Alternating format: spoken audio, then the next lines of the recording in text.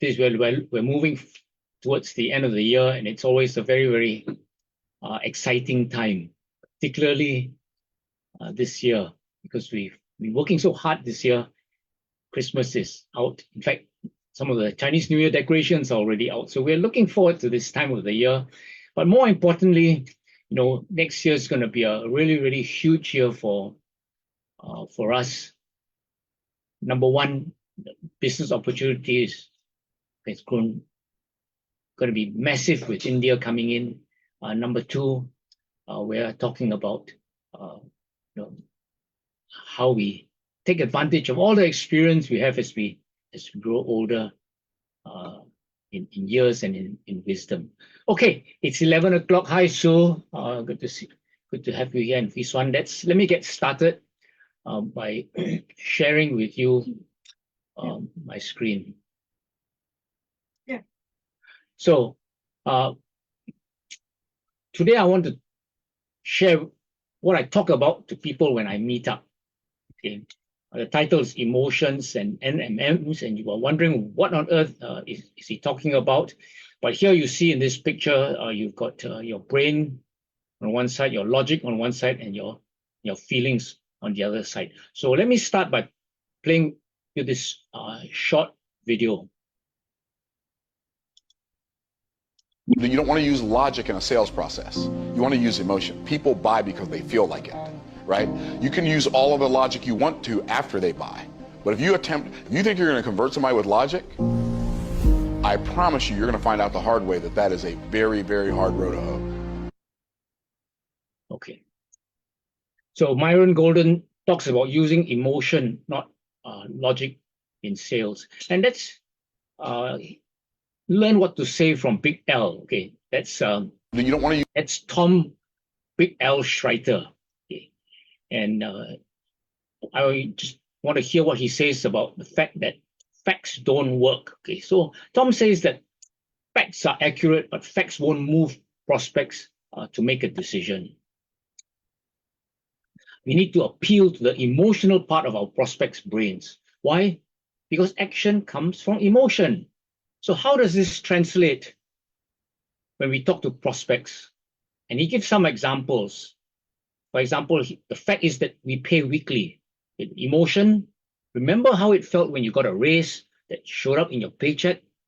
Felt like free money. That's the feeling you get weekly as we deposit money into your bank account. Fact, dieting doesn't work.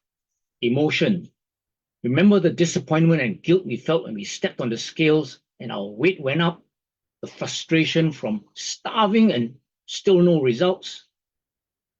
Fact, utility rates keep going up and up.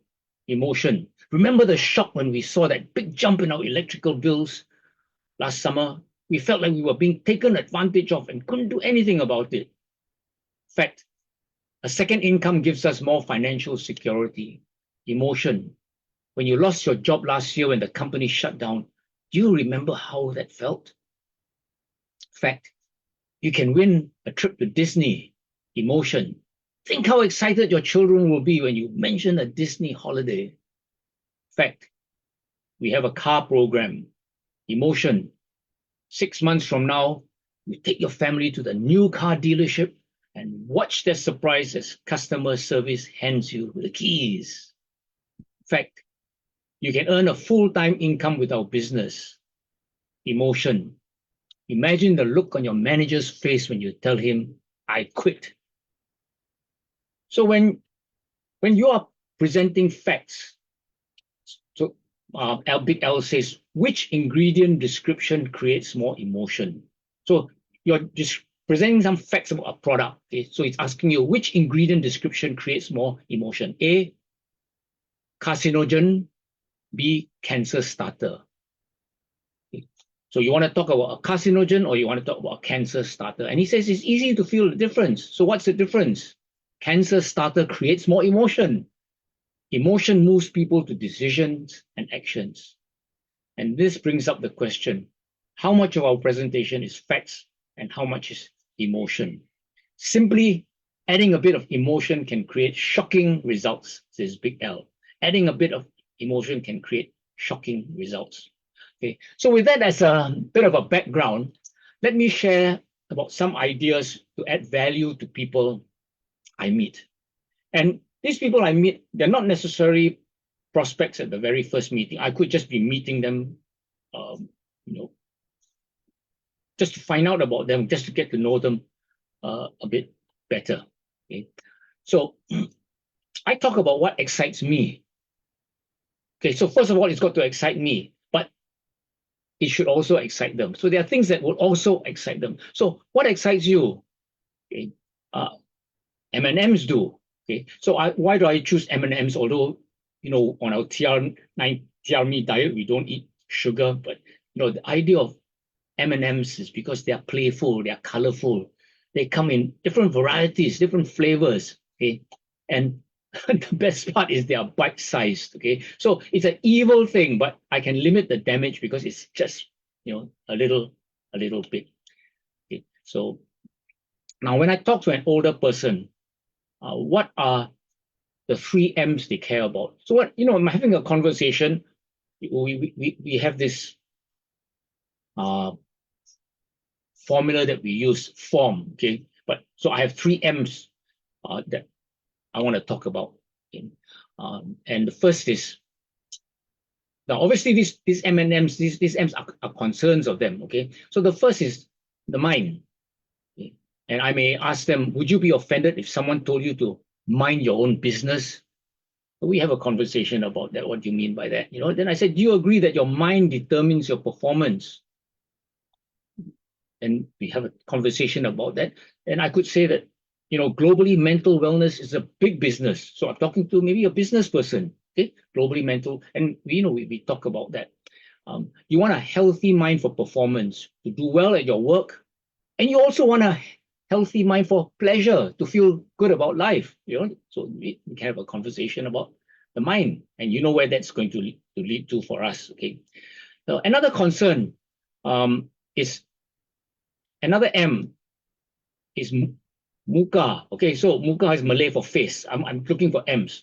Okay, do you agree with the expression "your face is your fortune"? So we have a conversation about that. And I choose a lady here, and we have a conversation. Then I could say, isn't mine really more important than than your looks? Okay, and of course, we know the fact that the average woman would rather have beauty than brains, because the average man can see better than he can think. So that's why beauty is a huge industry. Okay, first impressions count in business.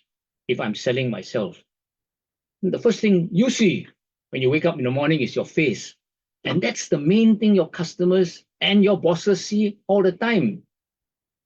So that's a fact. Okay. Now, someone said the face reflects the heart. And this suggests that the expressions and demeanor on someone's face actually reveals their true emotions and inner state. Okay. So if you're a happy person, you're a positive person, it will be reflected in your face. The other saying is that skin tells the story within. And this emphasizes how the skin, as part of one's physical appearance, reflects aspects of a person's health, lifestyle, or emotions. Another expression people use is that the state of the skin mirrors the state of the mind. And this implies that one's skin condition often reveals their inner well-being and overall lifestyle. Now, that is not all the time true, because you could have some illness, but generally speaking, when you look good, it's a reflection of people's reflection of what's inside. So it's really important to look good, especially if you are good inside, but it's not being reflected on the face because you don't take care of your skin. Okay? Now, today at my age, which is 70, the third M I would talk about would be muscle. Okay?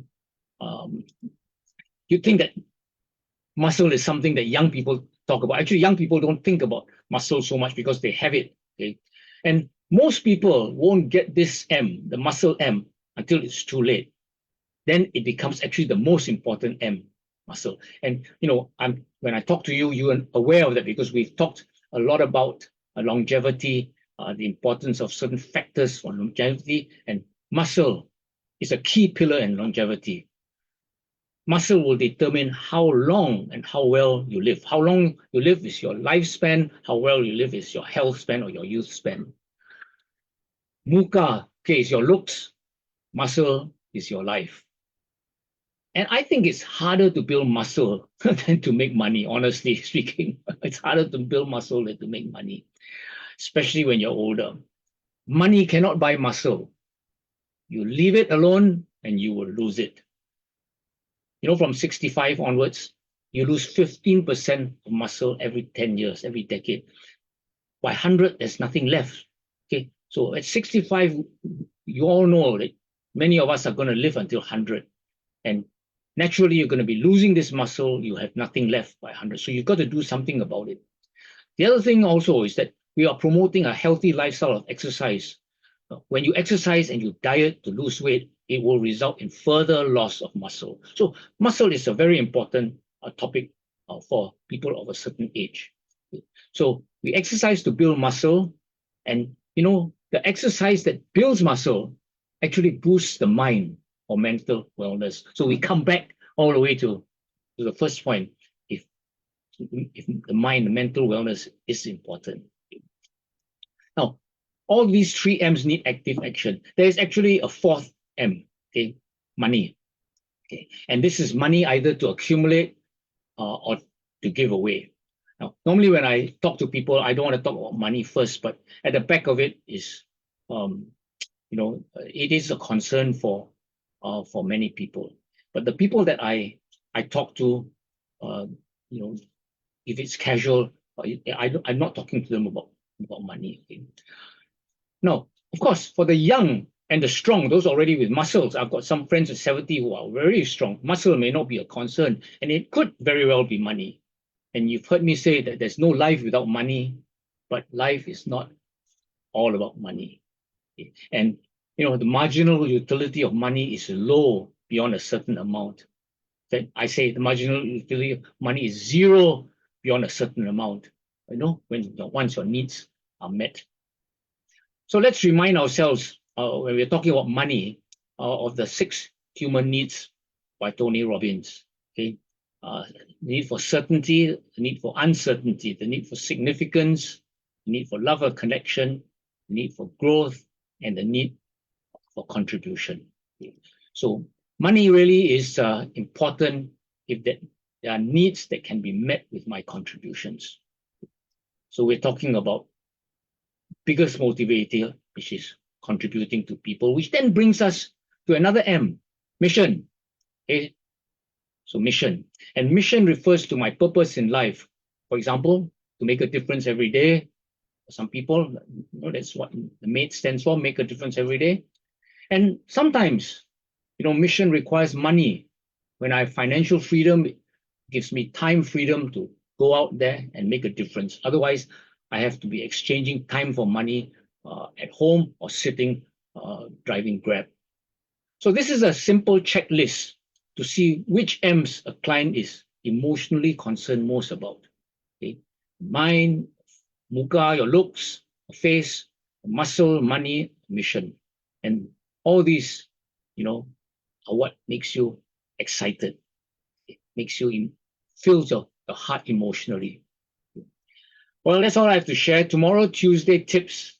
I'm not sure who is by, but I'm sure which one's got something on and will let us know. Okay. So bye everyone.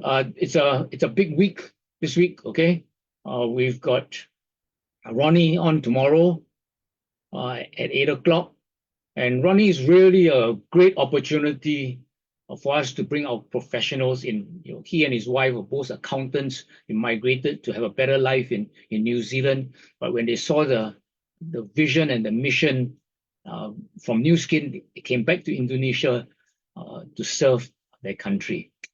And then Friday, okay, it's the Expo BOM, and you've got Willing Tan. And Willing is really important because you know, his story is our story. You know, he's Malaysian. He's an ordinary professional.